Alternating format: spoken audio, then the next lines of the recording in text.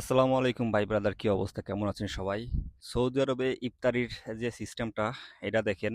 তো ইফতারির জন্য সৌদির যে ফেভারিট খাবার, সৌদিরা যেটা সবসময় খায়, এটা হচ্ছে খেপসা, যেটা বাংলাদেশের বিরিয়ানি।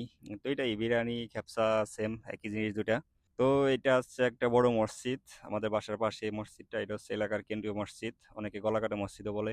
তো এইখানে এরকম প্রায় 300-400 মানুষের ইফতারের আয়োজন হয় প্রতিদিন।